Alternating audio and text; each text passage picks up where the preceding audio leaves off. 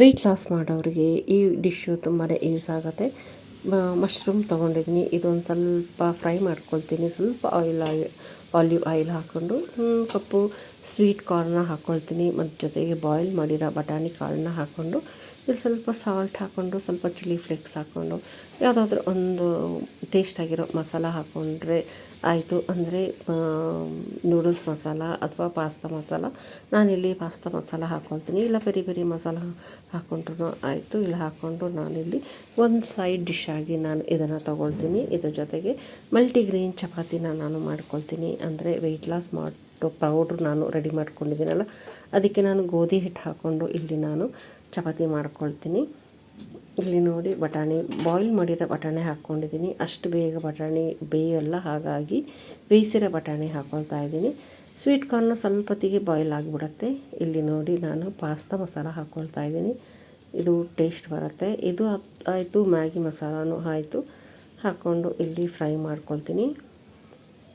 Chilli flakes ಹಾಕಿದ್ರೆ ಚೆನ್ನಾಗಿ ತುಂಬಾ ಟೇಸ್ಟ್ ಬರುತ್ತೆ. ಅಲ್ಲಲ್ಲಿ ಖಾರಗಳು ಸ್ವಲ್ಪ ಖಾರ ಸಿಕ್ಕಿದ್ರೆ ಚೆನ್ನಾಗಿರುತ್ತೆ. ಇಲ್ಲಿ ನಾನು ಪನ್ನೀರ್ ಹಾಕ್ಕೊಳ್ತಾ ಇದ್ದೀನಿ. ಟೇಸ್ಟಿಗೆ ಅಷ್ಟೇ ಪನ್ನೀರು. ಲಾಸ್ಟ್ ಒಂದು ಸ್ಪೂನಷ್ಟು ನಾನು ಚೀಸ್ ಹಾಕ್ಕೊಂಡು ಹಾಗೇ ಬಿಡ್ತೀನಿ. ಅದು ಹಾಗೇ ಮೆಲ್ಟಾಗಿ ಇರುತ್ತೆ. ಇಲ್ಲಿ ನಾನು ನೋಡಿ ಒಂದೇ ಒಂದು 1.5 ಸ್ಪೂನಷ್ಟು ಹಾಕ್ಕೊಳ್ತೀನಿ ಅಷ್ಟೇ. ಎಲ್ಲ ಸ್ವಲ್ಪನೇ ಹಾಕ್ಕೊಳ್ತೀನಿ, ಜಾಸ್ತಿ ಹಾಕ್ಕೊಳ್ಳೋದಿಲ್ಲ. ಇಲ್ಲಿ ನಾನು ಗೋಧಿ ಹಿಟ್ಟಿಗೆ ಮಲ್ಟಿಗ್ರೇನ್ ಹಿಟ್ಟು ಅಂತಲೇ ಹೇಳ್ಬೋದು. ವೆಯ್ಟ್ ಲಾಸ್ ಪೌಡ್ರು ಇದೆಯಲ್ಲ, ಅದನ್ನು ಸ್ವಲ್ಪ ಮಿಕ್ಸ್ ಮಾಡಿಕೊಂಡು ಇಲ್ಲಿ ನಾನು ಚಪಾತಿ ಮಾಡ್ಕೊಳ್ತೀನಿ. ಒಂದು ಚಪಾತಿ ತೊಗೊಂಡ್ರೆ ಸಾಕು. ಒಳಗಡೆ ಸ್ವಲ್ಪ ಆಯಿಲ್ ಅಪ್ಲೈ ಮಾಡಿ ನಾವಿಲ್ಲಿ ಬಾಯ್ಲ್ ಮಾಡಿದ್ರೆ ಲೇಯರ್ ಚಪಾತಿ ಬರುತ್ತೆ.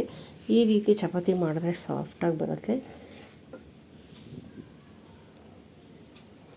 ಇದನ್ನು ಚಪಾತಿ ಮಾಡಿ ತಗೊಂಡು ಇಲ್ಲೊಂದು ಎಲ್ಲ ವೆಜಿಟೇಬಲ್ ಹಾಕಿ ಒಂದು ಉಪ್ಮಾ ಮಾಡ್ಕೊಂಡಿದ್ದೆ, ಅದನ್ನು 1 ಕಪ್ ಅಷ್ಟು ತೊಗೊಳ್ತೀನಿ. ಸ್ವಲ್ಪ ಚೇಂಜ್ ಆಗಿರಬೇಕು, ತಿನ್ನೋಕ್ಕೂ ಟೇಸ್ಟ್ ಆಗಿರುತ್ತೆ ಅಂತೇಳಿ ಈ ರೀತಿ ಮಾಡ್ಕೊಳ್ತಾ ಇದ್ದೀನಿ.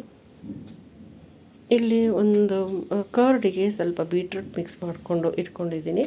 ಸ್ವಲ್ಪ ಸಾಲ್ಟ್ ಹಾಕ್ಕೊಂಡು ಸ್ವಲ್ಪ ಖಾರ ಪುಡಿ ಹಾಕ್ಕೊಂಡು ಮಿಕ್ಸ್ ಮಾಡಿ ಇಟ್ಕೊಂಡು ಇಲ್ಲಿ ನಾನು ಸೌತೆಕಾಯಿ ತೊಗೊಳ್ತಾ ಇದ್ದೀನಿ. ಮತ್ತೊಂದು ಫ್ರೂಟ್ ಏನಾದರೂ ಒಂದು ಫ್ರೂಟ್ ಆದರೂ ಆಯಿತು. ನಾನಿಲ್ಲಿ ಗಾವಾ ಫ್ರೂಟನ್ನ ಹೆಚ್ಚಿಟ್ಕೊಂಡು ಇಲ್ಲಿ ತೊಗೊಳ್ತಾ ಇದ್ದೀನಿ. ಇವತ್ತಿಂದು ವೆಯ್ಟ್ ಲಾಸಿಗೆ ಅಂತಲೇ ಹೇಳ್ಬೋದು, ಇಲ್ಲ ಡಯಟ್ ಪ್ಲಾನ್ ಮಾಡಿರೋ ಒಂದು ರೆಸಿಪಿ ಅಂತಲೇ ಹೇಳ್ಬೋದು. ಯಾವಾಗಾದರೂ ಯೂಸ್ ಮಾಡ್ಬೋದು.